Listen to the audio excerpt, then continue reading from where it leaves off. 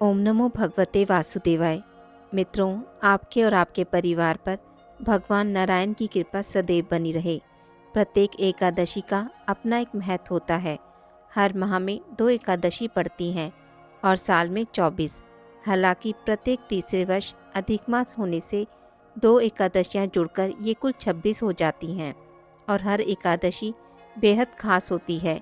एक एकादशी तिथि शुक्ल पक्ष में आती है और दूसरी कृष्ण पक्ष में आती है।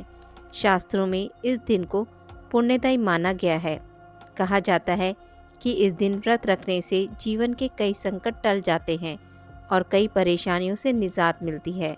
अगर आज आप दान और पुण्य करते हैं तो आपको जीवन में कभी आर्थिक रूप से परेशान नहीं होना पड़ता है। पौष माह के शुक्ल पक्ष की एकादशी को पुत्रदा एकादशी कहा जाता है। यह दिन भगवान विष्णु को पूर्णतः समर्पित होता है। इस शुभ अवसर पर भगवान विष्णु और माँ लक्ष्मी की पूजा की जाती है। पौष पुत्रदा एकादशी की व्रत कथा।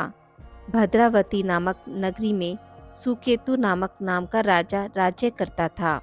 उसके कोई पुत्र नहीं था। उसकी स्त्री का नाम शैव्य था। वह निपुत्री होने के कारण सदैव चिंतित रहा करती थी।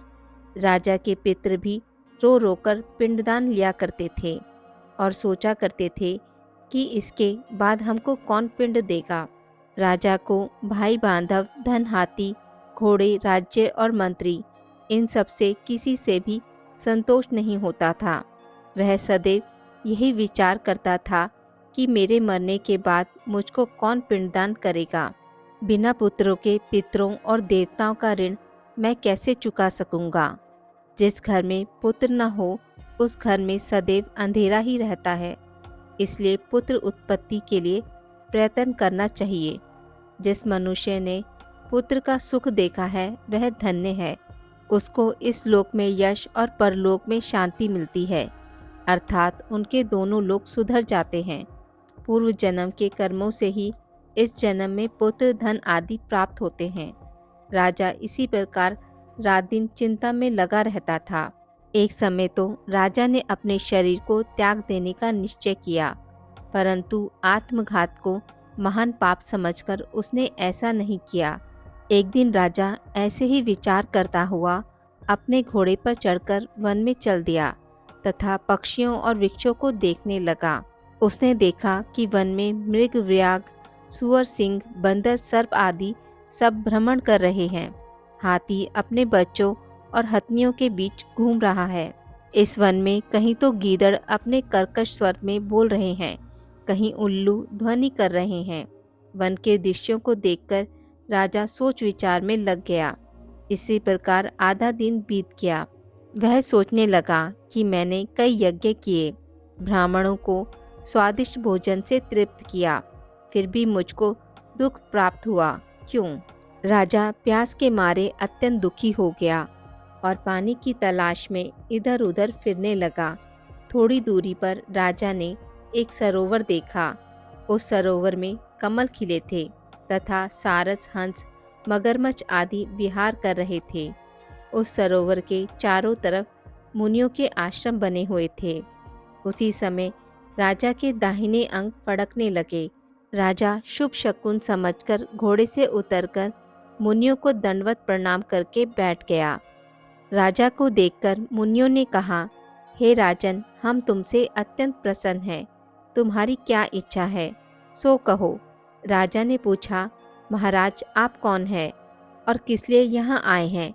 कृपया कर बताइए। मुनि कहने लगे कि हे राजन, आज संतान देने वाली पुत्रदा एकादशी है।